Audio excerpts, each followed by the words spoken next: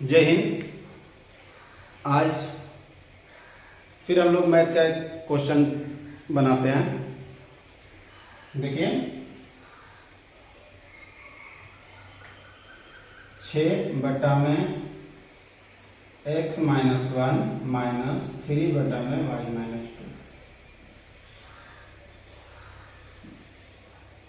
ये आपका क्वेश्चन है। इसको कैसे हल करें? समीकरण हल करते हैं। ठीक है, तो पहले हम लोग इसमें देखते हैं कि ये पार्ट्स और ये पार्ट्स सेम है और ये पार्ट्स है, तो इसको हम लोग मान लेते हैं। माना कि x - 1 बराबर m मानते हैं और y - 2 बराबर m मानते हैं। ठीक है, अब हम लोग इस पर काम करते हैं। तो समीकरण पहला पर काम करेंगे अगर, तो समीकरण जो आपका दिया हुआ पहला उसमें काम करते हैं। तो समीकरण 5x - 1 प्लस 1 y - 2 = 2 है। ठीक है, ये आपका क्वेश्चन में दिया हुआ है। तो जब ये क्वेश्चन में दिया हुआ है तो इसी के आधार पर हम लोग काम करते हैं। तो यहाँ पे हम काम करते हैं, तो जैसे हम लोग माने हैं वो वाला मान हम यहाँ पे रख देंगे। तो 5/m प्लस 1 अब बटा में n बराबर हो जाएगा 2, कुछ भी नहीं तो 1 है। एलसीएम ले लीजिए तो mn। ठीक है, m से m कटा तो n बचा, यानी कि 5n प्लस n से n कटा तो यहाँ पे m बराबर में 2। क्रॉस मल्टीप्लाई कर देते हैं। क्रॉस मल्टीप्लाई करेंगे तो हो जाएगा 5n प्लस m बराबर 2mn। ये समीकरण पहला हम मान लेते हैं। ठीक है, समीकरण पहला हो गया। अब दूसरा पर बात करते हैं जो आपका दिया होगा कि 6/में x - 1 माइनस 3/में y - 2 और बराबर में 1। तो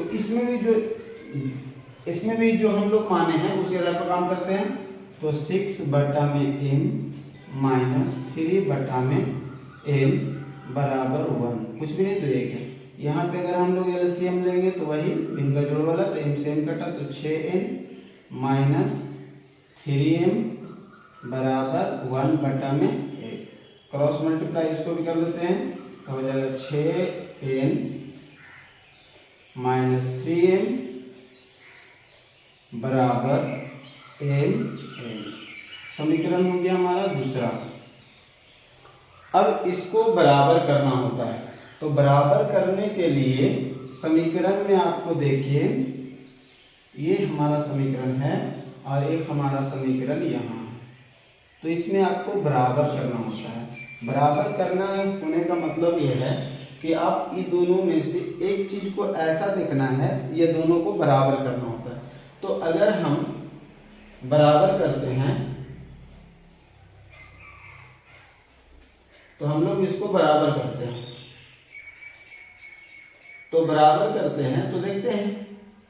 तो बराबर किसी भी चीज को बराबर कीजिएगा तो एक चीज ध्यान में दीजिएगा कि अगर इसको बराबर करते हैं तो ये प्लस में है और ये भी प्लस में है, तो यानी जब प्लस प्लस होगा तो काटने टाइम माइनस आना चाहिए, इसीलिए समीकरण में माइनस भी रहता है। अगर इसको और इसको बराबर करते हैं तो एक प्लस एक माइनस में है, तो ऑलरेडी प्लस माइनस है तो उसको हम लोग प्लस में रखते हैं।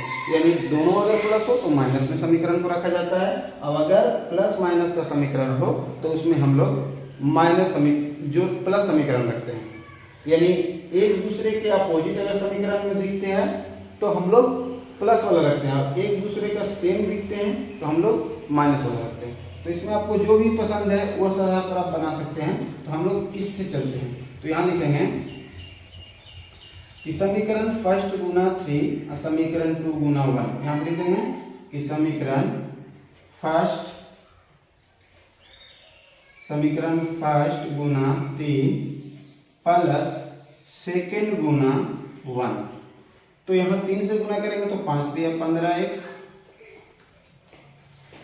5 दिया 15x प्लस 3m बराबर 6mm। ठीक है। फिर अगर देखा जाए यहाँ पे, तो अब इसमें आते हैं, तो ये 1 से गुना करना है तो 6n, और यहाँ गुना करेंगे तो हो जाएगा, 1 में गुना करेंगे तो 3m बराबर mn। तो ये देखिए, तो ये दोनों तो कट गया प्लस माइनस, बचा क्या हमारा, तो बचा ये, तो 15 6 20 होता है, तो 21n बराबर 6 और 1 जोड़ेंगे तो 7m होता है। तो यानी कि n से n कटता है और 7 21, यानी कि 3 बराबर m आ गया है। 3 बराबर जब m आ गया है, तब यहाँ पे हम लोग लिखेंगे कि समीकरण फर्स्ट में m का मान रखने पर लिख दीजिए या देने पर लिख दीजिए। रखने पर समीकरण फर्स्ट हमारा देखा जाए तो ये है, तो 5n प्लस m बराबर 2mn। तो 5 का 5, m है तो m का मान कितना है, तो 3 है, तो 3 बराबर 2 गुना 3 गुना है, तो यहाँ 5n प्लस 3 दूनी 6n। ठीक है।